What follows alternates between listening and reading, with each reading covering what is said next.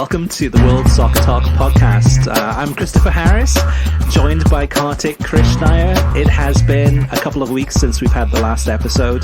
And so, first of all, let's bring everyone up to speed on what's been happening. So for the listeners who may not know, both Kartik and I are in Florida. Personally, we weren't impacted by the hurricane, but I know Kartik was tweeting, and thankfully, Kartik, you did a great job, as always, tweeting the information about what was happening in terms of county-by-county evacuations. So much detail there. And then on my side, more so in terms of keeping the business running, but also making sure that our employees who are sprinkled throughout Florida, full-time employees, making sure that they were okay, and also taking care of my family and my parents, and making so anyone who's gone through a hurricane will know it's a pretty exhausting period, because you know it's coming. There's days of preparation. Oftentimes afterwards too, there's days of whether it's no power or other issues. So that was the first thing. Then the second thing is that we got the report issued through the US Soccer Federation in regards to all of the abuse that's been happening within the National Women's Soccer League in the United States. And as somebody, as a father, as a dad with 3 daughters, I didn't read the report. I went through and read sections of it, and I was just so disgusted by what I read. The sexual abuse, the verbal abuse, the physical abuse, everything that was reported there, and I couldn't go any further. And it was depressing. I was sick into my stomach reading this. I just had to take a break from talking about soccer. Kartik, what was your how did it impact you in terms of you probably read the whole thing knowing you? Yeah, same. I was disgusted with the sport, actually. And had it not been a Der Klassiker weekend, I may have sat the weekend out.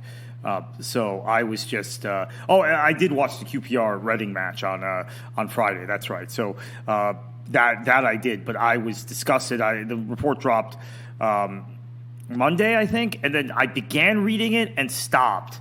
And in fact, the point I stopped at, I decided to put on Twitter, hey, I've started reading this, I've stopped at this point. And people were like, oh gosh, maybe people were responding to me, Chris, maybe you should just stop there. It gets worse. And I was thinking, it can't get any worse. I mean, this is dramatic stuff. And it got worse.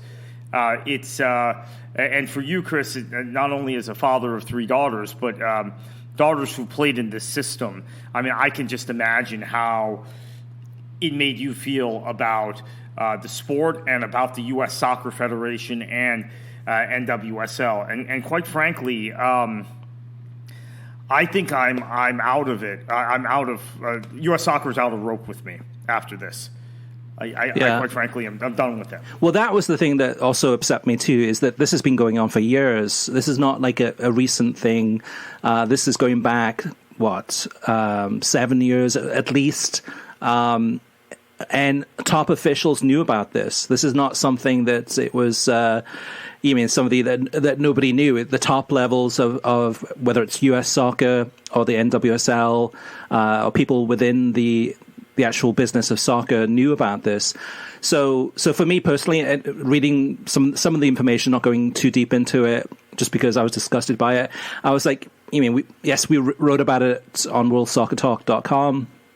But for something like this, I think the New York Times and probably the Athletic too, I'm imagining, would have done a much deeper dive that would have gone into this in more detail. But to me, I was just really disgusted by the report, but also just really feeling upset about the lack of accountability within US Soccer and the NWSL. My immediate reaction, Kartik, was let's just shut down the whole league. And I thought I had that feeling for about a day or two, but then afterwards I was like, okay, well, it's not going to fix anything. I mean, the issue's still there. Even if a new league was started up again, it doesn't necessarily fix the issues. Do you agree on that one or disagree? Yeah, I want the league shut down. I'm still there. Although I do get that if you form a new women's professional league, you have the same cast of characters, effectively. I think sponsors need to put pressure and withdraw from NWSL. I do also think the U.S. women, in spite of their new CBA, and maybe because of their new CBA, they have the leverage. This is the time to sign contracts in Europe. This is the time to go sign for Lyon or for Wolfsburg or for Chelsea or Man City. Actually, we've seen some U.S. women at all those clubs at some point in the past. I assume the environment is safer in Europe. There have been some scandals in England that we know about, but nothing to this extent, and nothing systematic like this, systemic. And I also have to say, I think that there's a large number of U.S. women's national team players that maybe need to step up and be heard on this about what happened to players who were less famous than them, had less prestige than they did, were making less money than them. This has always been an issue within the women's game in this country that has been kind of a dirty little secret that people don't necessarily want to articulate. There's some that have, like Bo Dorr has been fantastic, right, in his reporting through the years on this. But there's been this dirty little secret that U.S. women's national team players don't necessarily show consideration or care about the lesser players, right, in NWSL or prior to that in WPS. There are exceptions. Megan Rapinoe has stepped forward. Alex Morgan has for years. Abby Wambach did before that. But I think they all have to step forward now and be heard. And if that means their league goes away, their league goes away, unfortunately. And then you reform something. The other option, Chris, I have to say, is to keep the league going, but to really make it a cause about women and promote women ownership and women women in management, and that might help to ease the transition. Nothing is going to wash this away, but maybe it becomes more palatable to keep NWSL going then. But I think the reality is that the thing has to be blown up. Yeah, two parts of that. First of all, I think, to me personally, the system is broken. I mean, for this to go on for that long and for people to know about it for that long, and so far, no accountability, other than they're going to bring forward some new programs to help things in the future. But this has been going on for a long time. And that's the thing, too, you mentioned, too, about the UK. I mean, just as one example. So there were reports from basically sexual abuse that happened in the 1970s. And it was one coach that went from Crewe to Manchester City, and I think he was at Chelsea for a period. Those basically people came out to report that, and I believe he was prosecuted recently. But for these things to be happening for so long, it's just sickening. The other part of it, though, too, with if you do shut down the league, is unfortunately it affects the girls. It hurts the girls and the women involved in the league. So then they may have to go overseas. And the reality is that there's not enough places, probably for them to find teams to uproot and move to different countries. So ultimately, it hurts the actual progression of women's soccer in this country. And the other thing too, Kartik, I haven't heard much mention of this so far. Is my concern is there may be class action lawsuits or other lawsuits against U.S. soccer and against the NWSL. And we know, especially, we all know in terms of U.S. soccer, the amount of litigation that's going on, the millions that they're spending already on legal fees with other cases going on. This could really cripple the organization. Yeah, and I think we're also looking at a situation where U.S. soccer has consistently turned a blind eye to things that are difficult, right? They take the path of least resistance in managing the sport in this country, and there continues to be a lot of people grabbing, a lot of graft involved in it. So this is just more of the same from them, and quite honestly, I do not know how FIFA can continue to hold. Now, of course, FIFA has promoted Putin. They got this World Cup in Qatar, so I guess it's par for the course for them, right? But how they can continue to have the U.S. as a co-host for the next Men's World Cup. Now, you could argue the U.S. situation is worse because it is actually systemic issues within the game in this country. It's not Qatar, it's a political issue, right? Human rights violations, it's terrible. They never should have been awarded the World Cup, and I applaud Denmark and some of the other countries taking a stand, even though they're going. Obviously, maybe boycotting would have been more effective, but Denmark is qualified, but they're taking a stand about Qatar. And then obviously they were in bed with Vladimir Putin, who's a butcher. And we see what he's doing daily in Ukraine. But you could argue the U.S. situation is more football-oriented, football-centric, and that they are not fit to host a World Cup, this federation, given everything we know about them. Now this is the topping on the cake. And so for those who haven't read the report, I think you hit on it. Really important to stress it again, Chris. It's not just sexual harassment, it's bullying, it's mistreatment, it's abuse. So it runs the gamut of effectively women in a subservient relationship to men, or to some women who have enabled predatory men or abusive men. And it's nationwide, and it's in the youth ranks, it's in the college system. It's especially prevalent in NWSL and in academies associated with NWSL clubs. So it's not just because there's some people who haven't read the report who've come back and said, oh, well, obviously this Me Too thing is happening. It's probably like CBS News or a couple cases of sexual harassment. It's terrible. Let's deal with that and prosecute those people or whatever and move on. But it's a lot deeper than that if you read this preliminary report.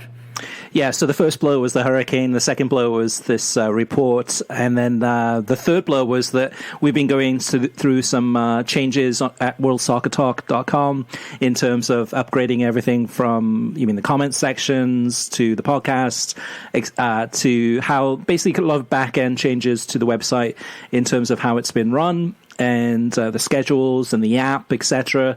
So we went ahead and upgraded all of those. We're still in the final steps of basically improving everything there. So that has also taken a big blow in terms of time and energy. So those three things combined is the reason that we didn't have a podcast since, I don't know, I think it's like September 24th, I think it is. So it's been a couple of weeks.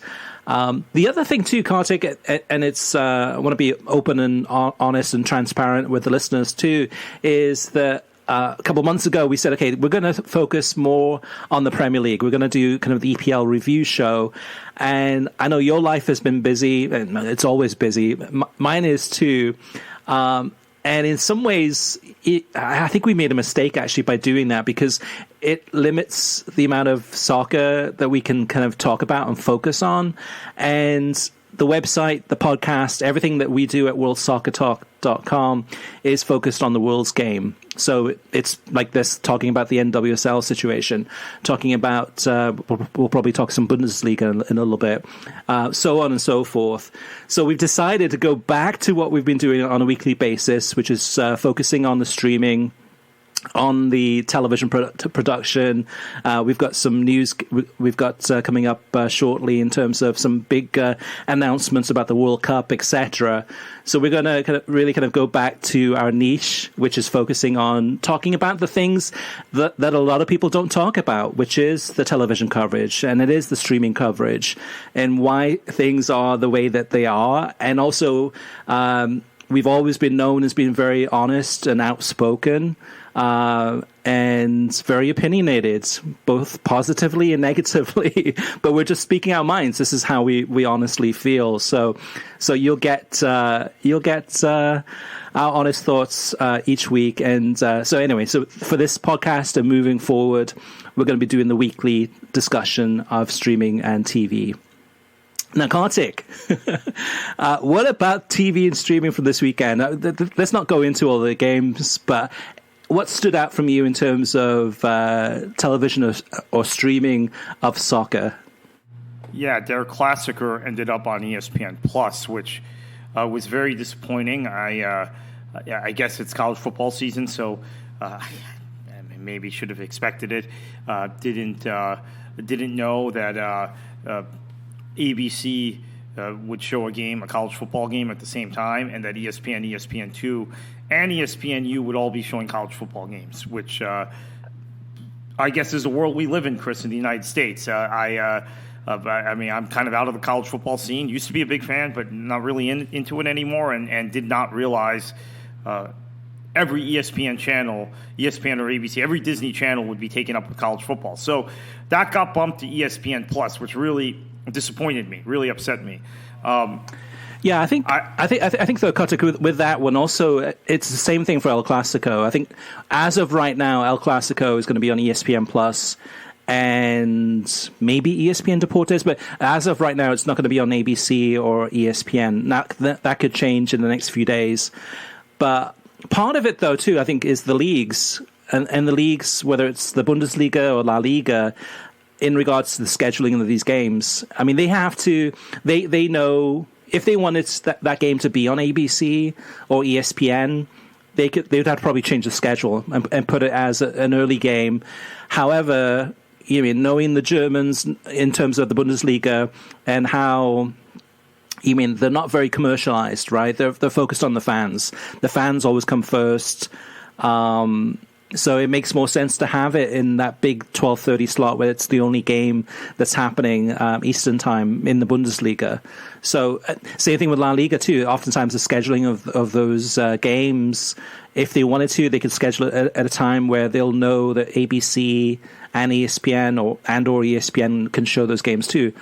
So, but then again, though, too, does that hurt the Bundesliga, Kartik? Does that help hurt their growth in the United States by having the game just on ESPN Plus? Yeah, I think so. And this was the first Der Klassiker in 4 years that was really worth watching from a competitive standpoint, right? I mean, there have been, obviously, the first match last year, there was a lot of controversy in it, and Dortmund lost, and Haaland tweeted about the referee after. Remember all of that. But this was a great match. It was an entertaining match. It was a match where Dortmund, all the recent demons of Dortmund getting ripped in this rivalry, seemed to be coming true again through minute 60, and then the last 30 minutes. After Terzic made some changes, and again, they don't have Marco Reus, obviously, Dortmund, which is a huge blow to them, but they were able to fight back, and Modeste gets that goal at the death. I mean, he had missed a sitter earlier, and it felt like that missed sitter was, it's typical Dortmund against Bayern, right? They get themselves in position to get something, and they didn't.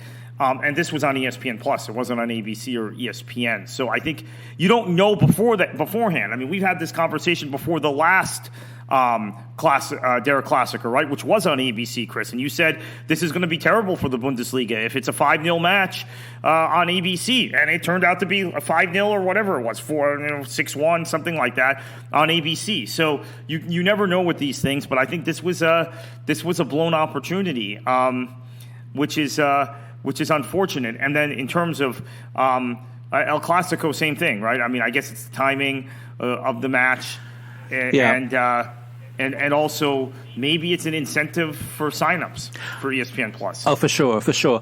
I have a feeling that within the ranks or within the buildings of ESPN in Bristol, Connecticut, they're thinking about the Bundesliga, thinking it's probably pretty much maxed out.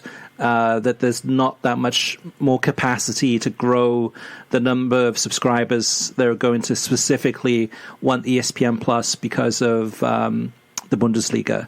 Now, if Germany wins the World Cup next month, then there might be a bump in that. But they've maybe feel that they've reached kind of the cap. But again, too, if the game was on ABC, does that introduce that league and those teams to a greater audience? Yes. Is it going to make a difference on ESPN Plus subscription numbers? Maybe. Probably a little bit, but we're not sure. El Clasico and La Liga, I think it's a little bit different, where I'm sure within ESPN, they imagine that in terms of La Liga, there's an opportunity to grow that audience in terms of tapping more into the US Hispanic audience who might be fans of whatever team it may be, but here's an opportunity to go ahead and get them to be fans also of a Bundesliga team, a La Liga team, pardon me, whether it's Real Madrid or Atleti or whoever it may be. But interesting things. The one game I did miss with everything going on recently, Kartik, was the US women against the English women live from Wembley. From a TV streaming broadcast point of view, did anything stand out from that one? Yeah, so Ali Wagner pregame, and I should admit I was watching, my Twitter feed doesn't lie, right? I was watching QPR and Reading, not the U.S. women, but saw the clip after, and I was not in the mood to watch the U.S. women given everything that's happened this week that we've already talked about, the report dropping. But in response to the discussion of that, and again, I've seen the clip. Maybe it's out of context because I did not watch the entire studio show. And I did see a clip from Alexi Lalas. I liked what he had to say. I think Lalas, in these moments, he steps up sometimes, right? He can be perfectly objective. But Ali Wagner, on the other hand, said that this is a time for sponsors to double down and show they're supporting the women by doubling down on their support of NWSL, which I think is the exact opposite of what sponsors should be doing. And we've already seen since that Alaska Airlines, who's the primary, right, the primary sponsor, the presenting sponsor of the Timbers and the Thorns, who are in the middle of this controversy in Portland, pull away a little bit and say, okay, we're withholding. I don't know exactly what they're doing. I don't want to mischaracterize this, but they're pulling away for a quarter, it looks like, right? They're not going to give the full allotment of money to the Portland organization for the fourth quarter of 2022. And I think that's what sponsors have to do. The sponsors have to put the pressure on. The sponsors don't say, "Hey, that a boy or that a girl, great job. We're doubling down. We're going to double our commitment now to NWSL." No, it has to be the opposite. So that was a very bizarre comment. Yeah. And again, I didn't see the show. I saw it out of context, but it was. I saw the reaction on Twitter was similar to mine, and as I said, Lawless, I'm forgetting offhand what he said, but I said, okay, yeah, Alexi gets it. This is a pretty serious moment. Yeah, Ali's comment seems very out of touch. I mean, we've had similar instances happening before with sponsorships. So whether it was the FIFA corruption scandal and fans actually protesting against the sponsors and putting pressure on them, and a bunch of them stepped away from sponsoring FIFA events. We had Stephen Cohen, the radio DJ in the United States, talking about all these lies about Liverpool and how they were responsible for the Hillsborough disaster. And there were fans that took issue with that in large numbers and protested against the sponsors, and eventually got him fired from, I think it was at Fox or ESPN, wherever it was. And then here we have a situation where I'm sure Ali Wagner's probably thinking, okay, oh my gosh, if we lose all the sponsors for NWSL, that league could be out of business, right? That league could be basically having a difficult time paying employees. But that's not the message that should be sending. It should be one of those things that if she can put pressure on anything, put pressure on US Soccer, put pressure on her employer, Fox, to say, hey, Fox, take a stand against this, get involved, discuss this issue, have an open forum on television talking about everything that's been happening and what can we do to make sure that this doesn't happen again. Not tell your sponsors, okay, double down and start, paying more money to basically have your brand associated with all these scandals. So yeah, not good. Out of touch completely there. All right, Kartik, let's move on to TV streaming news on some brighter news. And it's not breaking news by any means, but let's talk about Fox Sports' announcers that they've announced the final list for the 2022 World Cup that starts November 20th. Yeah, and so it's a good segue because we were just talking about Allie Wagner. She'll be paired with Derek Ray, which was a pairing we've had before, Derek Ray and Allie Wagner. John Strong, Stu Holden obviously remain the top team for Fox and presumably call the World Cup final. JP Dellacamera and Kobe Jones, that's an interesting team. They've called matches before. They've done some work together before, even I think a few NASL games they did together for One World Sports, the dearly departed One World Sports. That got bought by 11 Sports, which we will talk about in a little bit, teasing another news item here. Ian Darke and Landon Donovan, which should be a really good team. I'm pretty excited about that team. Jackie Oatley, who is, I think, a really good presenter and also has emerged as a good commentator doing Premier League matches. She'll be paired with Warren Barton. Now, the studio analysts are very interesting. It's a mix of kind of former Fox tournaments, U.S. national team players, etc. Alexi Lawless, Carly Lloyd, Chad Johnson, who, by the way, I have worked with in soccer in the league that I ran, the adult amateur league I ran. He was involved with down in South Florida, so I know he's an NFL player, but he's a soccer guy also, big soccer fan. Clint Dempsey, Ini Oloku, who obviously was very good during the 2019 Women's World Cup. Kelly Smith and Mo Adu. So that's Kelly Smith's a return veteran now. She's done a couple tournaments with Fox. Studio hosts are going to be Rob Stone, Kate Abdo. No surprise there. Maybe surprising that we don't have a third studio host rotating in. Perhaps we'll find out about that as we get closer to the tournament. The reporters, Jenny Taft, Rodolfo Landaros, and Jeff Shreves, who I think is familiar to everybody who watches the Premier League, right, and has been for years. And interestingly, Sky is no longer aligned with Fox, right? They're aligned with NBC now in this country, but Jeff Shreves coming over to Fox for the World Cup. Tom Rinaldi, formerly of ESPN, is going to be the feature correspondent. And then your rules analysts are going to be Dr. Joe Matchnick and Mark Clattenburg. We heard Clattenburg during the Germany-England game specifically, right, in Nations League a couple of weeks ago on Fox. I'm kind of disappointed that we don't have Christina Unkel there, right? I think she would add something also, but those are two very solid picks as well, and obviously she's doing work for other networks now. So I think on paper a pretty good team for Fox. As expected, some of the names on there, maybe I think a little weak in terms of not having a third studio host that might be able to rotate in. You see the reps it takes, and you see when ESPN hosts tournaments, they will bring Seb Salazar and Kay Murray and rotate them in through the tournament. We saw it with Euro 2020. And so that's something I'm a little bit concerned about. And then I think otherwise it's basically what we would expect. The question is, for me, you've got Jackie Oatley and Ian Darke, two high-level UK-based commentators. What matches do you use them on? Do you use them on England matches? Because it appears, based on where they are in the pecking order, maybe you don't.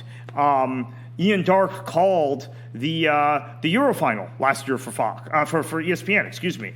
Euro 2020 final. So, are you going to use him in the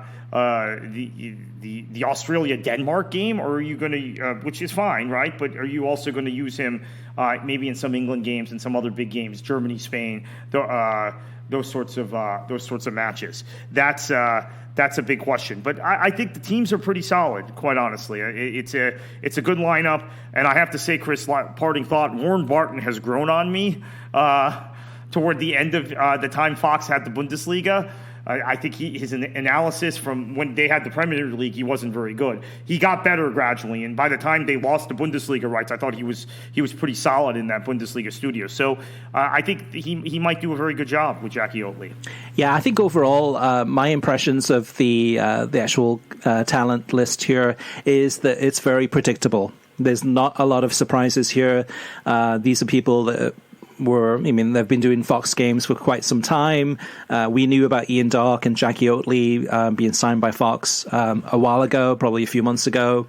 And even the co-commentators are people we're very familiar with. So not a lot of surprises, not a lot of excitement. I mean, it doesn't fill me with like, oh my gosh, I can't wait to listen to the commentary of, say, if it was a John Champion or a Peter Drury, someone like that, or a high-level commentator. Ian Darke is good, definitely, and as are many of the others too. I mean, Derek, JP, etc. But they're the voices that we're very familiar with, and it's not going to make me rush to watch that game just because of the commentators, which is okay because the games are the games, and the games are the biggest games in the world, and that's what people will be attracted to. One thing that I think is very noticeable about this list is that Fox has decided wisely not to try to get Mexican-American announcers, which is what they did in the 2018 World Cup, where they tried to go ahead and take Mexican-Americans doing games in English, and it was very broken in terms of the English was very broken and very awkward. And I guess with the United States now, I mean, maybe with the last World Cup, with the US not in the World Cup, maybe Fox felt that they had to try to go for the Mexican-American market, just because they didn't have the US. However, this one they're not doing that, so that's really good news. And then, your point, Kartik. I think it's going to be John Strong and Stu Holden for all the big games. They'll do the opening game, they'll do the final, they'll do all the games with the US. And then I think after that, then it's going to be. It depends which game it is. So if it's Wales against Iran, maybe it's Jackie Oatley and Warren Barton, or Ian Darke and Landon Donovan. So I think a lot of it too is going to be based on that. So maybe if it's Germany against Japan, it's very likely to be like Derek Ray and Ali Wagner.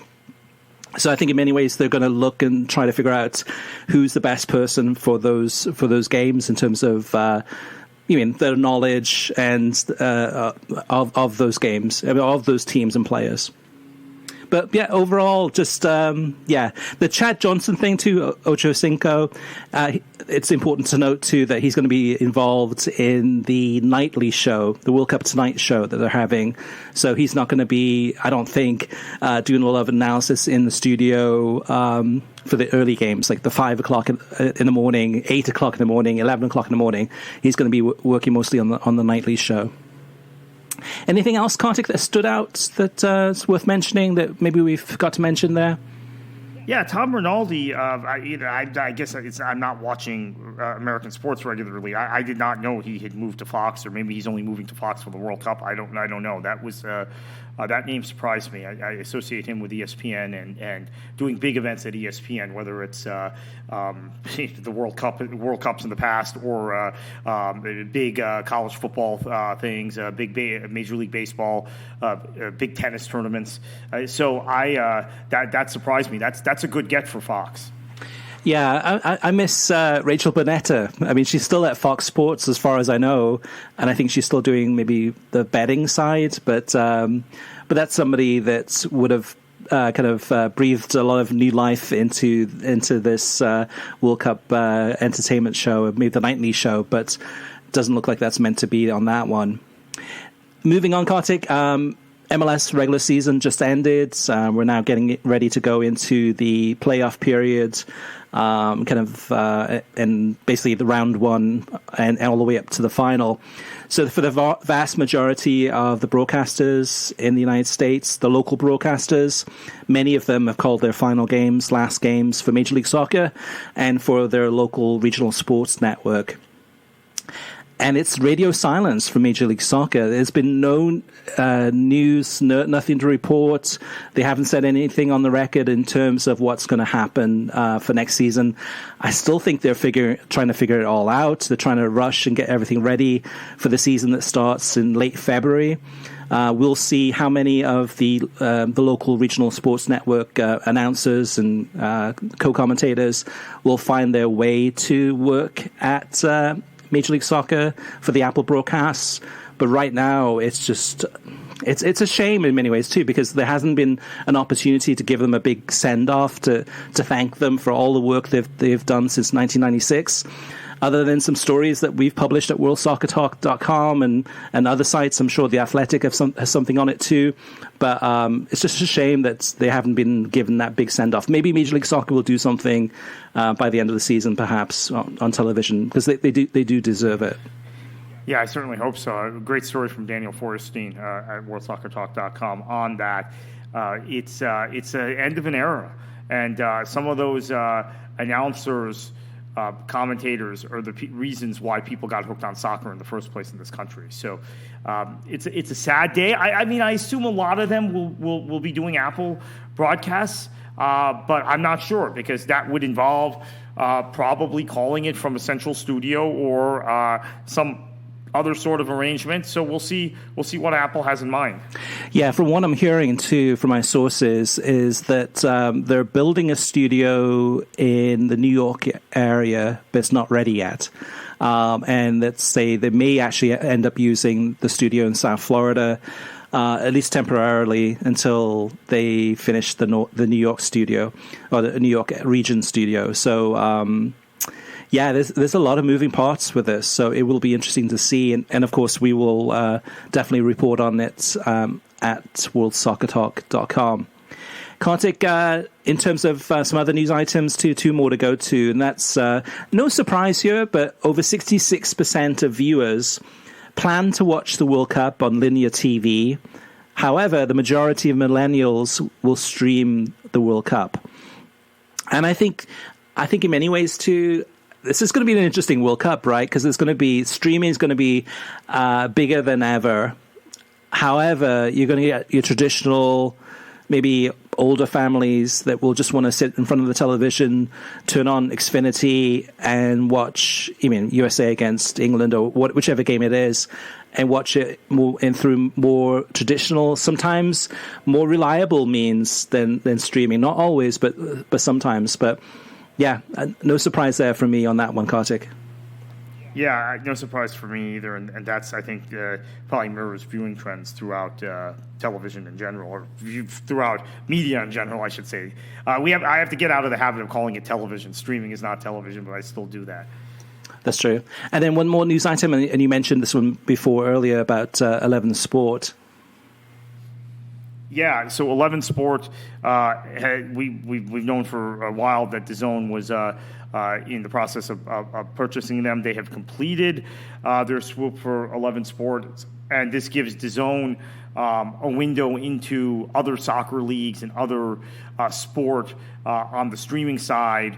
DAZN is a streaming platform itself, obviously a pay streaming platform that they didn't have, so they have a larger inventory of things now, and should note that FIFA TV is powered by 11 Sports. So we don't know how this arrangement is going to look in the end, but it may be a lot like what we're seeing with DAZN streaming the Women's Champions League, UEFA Champions League, UEFA Women's Champions League, where DAZN is the rights holder. They're streaming it on YouTube. It's not behind their DAZN. It's not on their DAZN Pay platform. However, they're bombarded with incentives to sign up for DAZN's Pay platform when you watch the Women's Champions League. So I'm assuming that might be the same thing we get with 11 Sports. All right, let's move on to Listener Mailbag. First up is Daniel, and Daniel is talking about Major League Soccer here. Daniel says, I think it's very selfish of Major League Soccer to get rid of the regional broadcast networks. I think that MLS needs to think about who they are hurting here. Yes, it'll probably be a win for MLS and Apple, and even that's being hopeful, but it's going to take a lot of jobs away from people in the industry. What are your thoughts? I also know that they don't have regional sports networks in Europe for football, and here we do things differently. Not a huge fan of MLS, but I like listening to Steve Cangelosi and Shep Messing during Red Bull games. Now, Kartik, for me personally, I remember the Sunshine Network. I remember Fox Sports Regional. And I remember in the 90s were a big deal for your local sports regional network. and depending where you are in the country, and depending how much of a fan you are of your local teams, you may be kind of a hardcore regional sports network viewer, or you may not be. Like for me personally, I can't remember the last time I watched any broadcast from a regional sports network. I'm watching everything through streaming. Now, streaming on ESPN Plus may actually show the broadcast from the regional sports network, but I'm not watching it through. I'll tell you how irrelevant they've become. The one thing I really still follow outside of soccer, I follow golf too, but the one team sport is college basketball, Miami Hurricane college basketball in particular.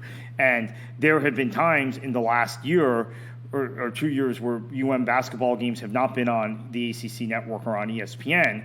And I thought, oh, geez, why aren't they showing this game? And it's turned out I missed the game on the regional sports network because those things still exist. And there's an occasional game that's not on an ESPN linear channel because the ACC network obviously is ESPN also, and it falls to a regional sports network. It's maybe 2 or 3 matches games a season. That's it. So and that's it. Like I kind of forgotten that they even exist. Other than that. Yeah, I do remember the days. I mean, a good shout out on Cangelosi and Shep. That's one of the better teams, and I actually would like to hear more Steve Cangelosi calling Champions League, Serie A, leagues that he knows pretty well. He's actually, I think one of the better American commentators of this sport, but he's never really gotten. He did some Serie A matches somewhere, right? Once upon a time, maybe he's done World Cups before for I think ESPN. Yeah, that he has. Yeah. That's true, right? And I think he's done Serie A for whoever. Maybe when ESPN Plus had it, right? But now at CBS, he's not calling matches. But he's a guy I'd like to hear more of, and I think there's a real expertise among the guys who were calling matches for regional sports networks in the 90s, the Dave Johnsons, the Dwight Burgesses, who is not calling Columbus games anymore, but did for a long time, Cangelosi, Joe Tollison, right? Yep. That I don't think the guys who necessarily call soccer now that are newer announcers have.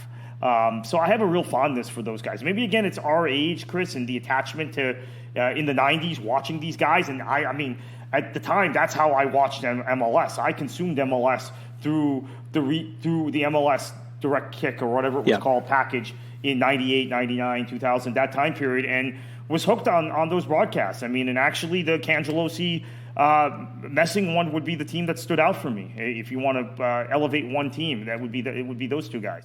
Yeah, for me, this the whole local regional sports networks.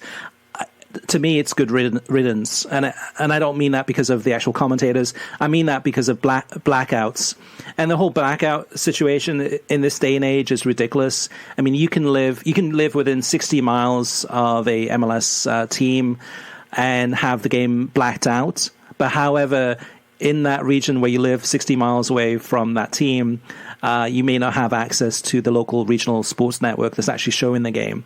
And that happens nationwide in different cities where you're blacked out from watching the game, and you can't even get the channel to watch the game legally if you want to. So it just adds so many curveballs. It makes the whole viewing experience very difficult. And with Major League Soccer moving to Apple, it makes a lot of sense because, if you're a cord cutter, fantastic. You can watch every single game, never have any blackouts, never have any issues. Just subscribe and watch. And if you want to watch some of the games on television, we'll have to wait and see what happens with that. That we don't, as of right this moment, as of recording this podcast, the 2023 season for Major League Soccer is not going to be on television. Now, I'm sure some of those games will be on television, but those deals have not been signed yet. So there's a lot of question marks still happening, which is ridiculous at this point in time where we're so close to the end of 2022. However, the streaming does give a lot of benefits and is where everything's heading anyway. All right, let's move on to... This is a question from David. David says, question for the pod. Do you know of any development of a way to make changing streaming streams like changing channels on linear TV? So do you know a way of changing streams like changing channels on linear TV? I love watching soccer via streaming, but switching from a game on ESPN Plus to Peacock, for example, takes several steps. Leave one stream, select the other service, wait for it to load, find the second game, wait for it to load. It would be great if there was just one step like it does when switching from ESPN to FS1. Thanks and great job on the pod. So I've had this problem too, David. I even had the problem this weekend. I'll concede that we didn't talk about the Premier League. I was in ESPN Plus or Hulu, whichever one, for the Bundesliga, and obviously there was a game on USA. But the Premier League matches that had some interest to me were on Peacock. So I didn't do it because it would have been, it was cumbersome. And then it's like, okay, then maybe I go back into ESPN Plus to go back to the Bundesliga stream, and the stream isn't as good, or, the picture quality, and then I lose the picture-in-picture, all of that. So, I don't know of a way, Chris. Maybe you know a way. Yeah, I've got two solutions. One is Apple TV does have a picture-in-picture. So it's not going to be changing channels like on a TV remote control, but you can do picture-in-picture. So you can have, say, Paramount Plus showing, Inter against Roma, and then you can also have the picture-in-picture showing whether it's Peacock or whichever other streaming service you're using. One of these days, we'll go ahead and probably put together a video of how that works step by step and how you can do that. That's the first thing. The second thing would be, and it's not exactly what David's looking for, but on Fubo TV, you can go ahead and favorite your channels that you watch the most often. So you can favorite, for example, USA Network, and you can favorite maybe the Fubo Sports Network for the games it shows exclusively. Maybe it's the UEFA Nations League. So it's the Fubo Sports Network, and you have USA Network, and then maybe you have one other channel, I don't know, CNBC or NBC favorited. So with Fubo, with the remote control, if you go press the button for down, I think twice, you can then actually go from your favorite channel to your favorite channel without having to hunt and peck through the actual Fubo TV interface. So it's not exactly what David is looking for, but if you do subscribe to Fubo and you do want to go within Fubo to watch those channels, it's a lot easier than trying to go, hitting like 10 buttons to try to get the channel that you're looking for to change it. Good questions, though, from David there. RJ talks about the World Cup. RJ says, as always, I enjoy the shows and content. Did you guys cover the Ian Darke to Fox News Bite on a podcast back in early August? I don't recall hearing it. If not, what are your thoughts? I would take Ian Darke any day of the week to call the U.S. men's national team games over Fox's other talent. Am I in the minority? So maybe we covered it, maybe we didn't cover it. We definitely covered it on the website, on worldsoccertalk.com. We may have missed out on the news on the podcast, though, depending on timing of that. However, John Strong and Stu Holden, Kartik, I think in many ways it's just as the list of Fox's announcers was very predictable, their broadcasts are very predictable. I never walk away from a John Strong and Stu Holden broadcast thinking like, oh my gosh, I just learned something interesting. It's almost like background sound, background noise. It's there, I can hear them, but they're not saying anything of interest. They're just kind of adding a sound to the game. Ian Darke will say things sometimes. It'll make me stop to think, and I'll be like, oh wow, okay, I didn't realize that, or some interesting things. I prefer Ian Darke than John Strong, absolutely, but Fox is all in on John Strong and Stu Holden. Both of them are good. It's just I think Ian Darke's miles better. Yeah, and I would say the same thing about Derek Ray. Derek Ray, you generally learn something when you listen to him. And I know we beat up on Allie Wagner for her tone-deaf comment earlier in the show, but I actually tend to learn something often when she's the co-commentator. So that would be a good team, Ray and Wagner. Strong and Holden, not really. I mean, I think their broadcasts are very stat-driven.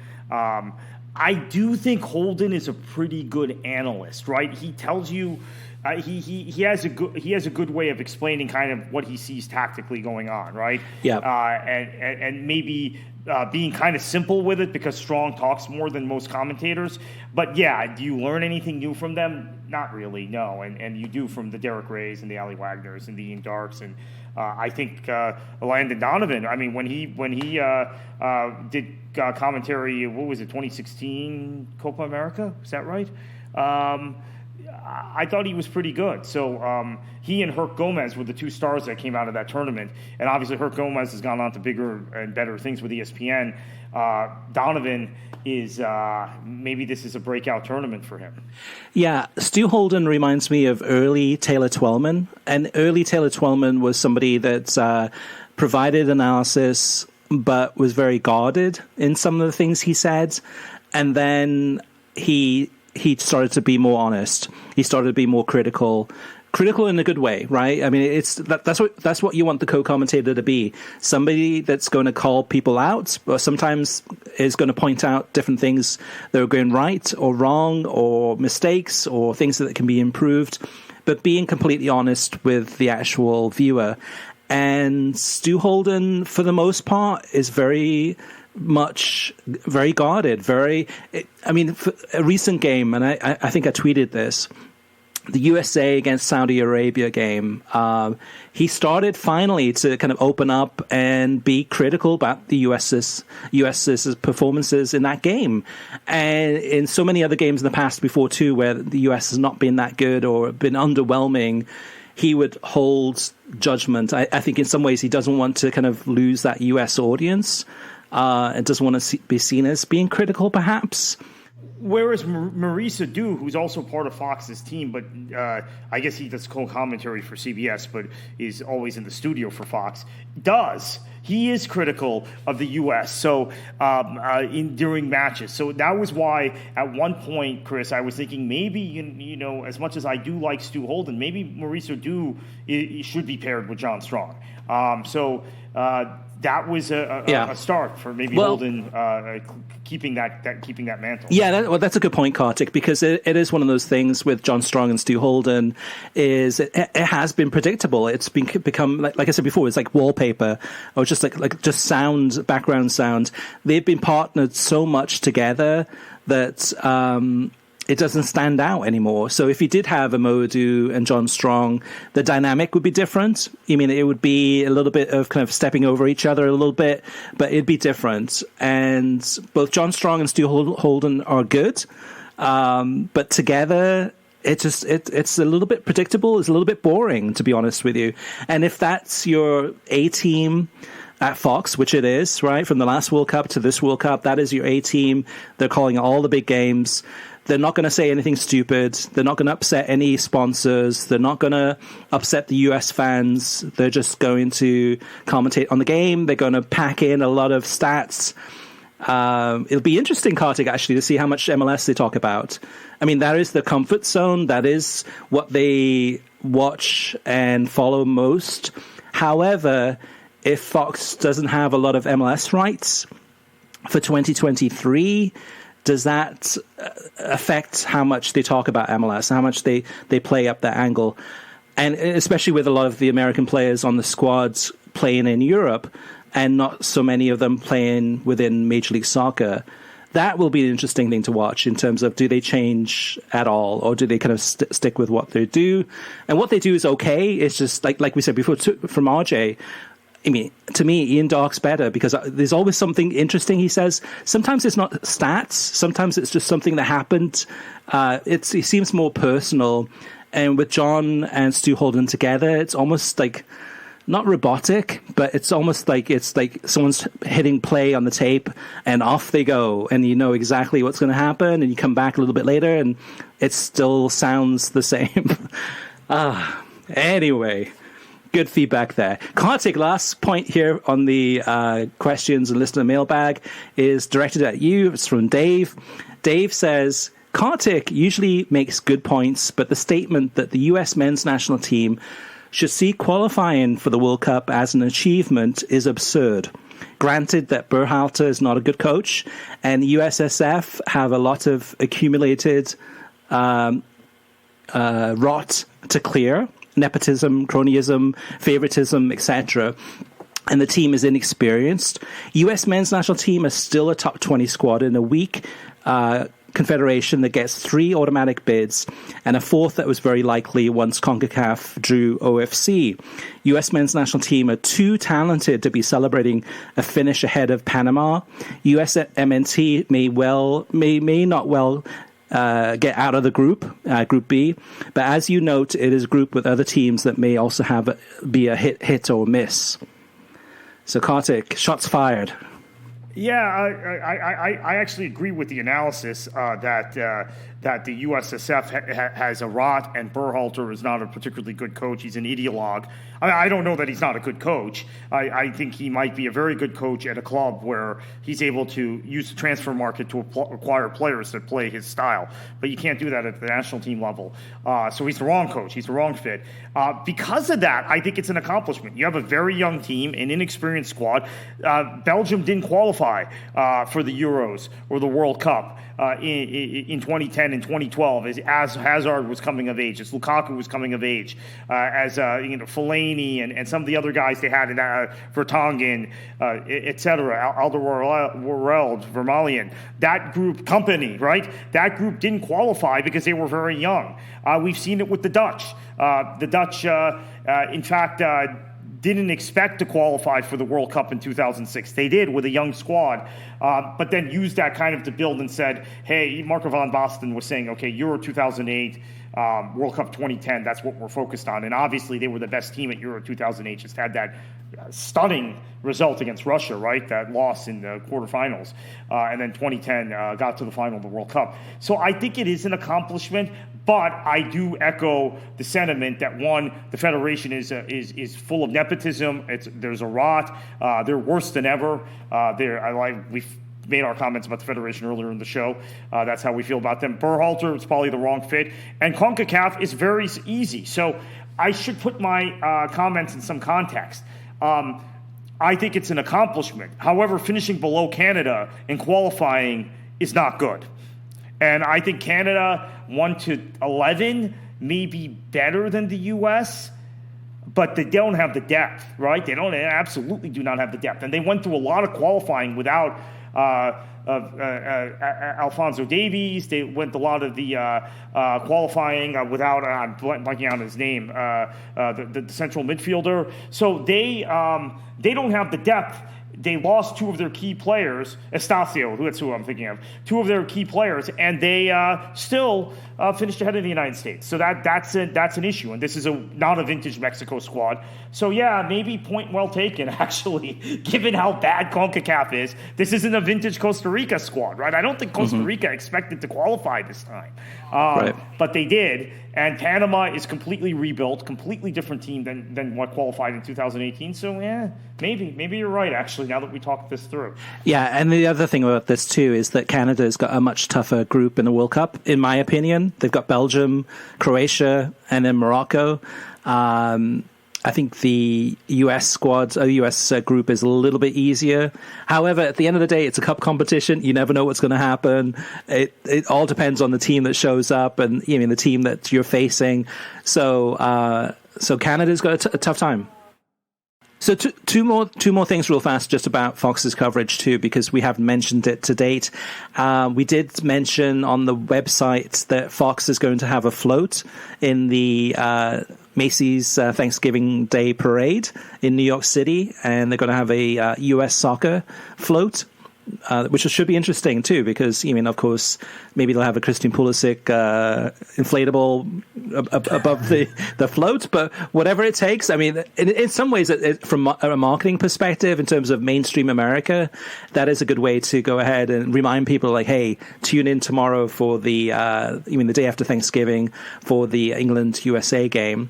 And then the thing about the England-USA game too, and this is, again, we reported this at worldsoccertalk.com, is that Fox's executive producer that's in charge of the World Cup coverage is expecting that game between England and the United States to be in the top 5 most ranked or most watched soccer games ever in the United States, which is going to be some, if you can pull it off, some amazing accomplishment, because you have Women's World Cup finals in that, you have World Cup finals.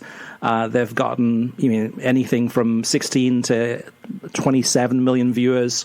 So to go ahead and be in that top 5 for a group stage game on Black Friday when people are busy and also there's a lot of other sports going on will be a huge accomplishment. However, the Fox's executive producer did say that he expects United States to beat Wales. It's a straightforward game, and for England to win their first game. So as those two teams get to play that Black Friday game, both of them will go in there on a high. Okay. Which I took personal offense to, personally, as someone that is Welsh and also American. But I was thinking that the game between Wales and USA is going to be tough. Between the American media writing off Wales and laughing at Wales, and the British media pretending like they don't exist and they're not a home nation, right? I mean, the BBC gives equal coverage, but not Sky doesn't. I think Wales might have a pretty big chip on their shoulder in this group. I wouldn't bet against them. That's my personal opinion. I think that Rob Pages might be using that stuff. Michael Sheehan also to motivate them for sure. So I'm looking forward to it. All right, listeners, it's good to be back, and thank you for staying with us. Thank you for listening. Definitely continue giving us that feedback. There's a bunch of different ways you can do it. You can do it through voicemail, which is 561-247-4625. You can also send us an email, which is web@worldsoccertalk.com. On the website, worldsoccertalk.com, there's a podcast thread, and you can leave your comments in the latest episode. And then there's Twitter, and Twitter is @worldsoccertalk. And then Facebook, of course, is facebook.com/worldsoccertalk. Kartik, where can everyone find you on Twitter if they want to follow everything from politics to soccer coverage to your general thoughts about many different topics? KKFLA737. All right, listeners, it's good to be back. Thank you so much for your patience. We will be back again next week with another episode. We're getting closer and closer to the World Cup, and closer also to Champions League returning to, of course, next week. Kartik, I know what you'll be doing, but what should the listeners do? Enjoy your football.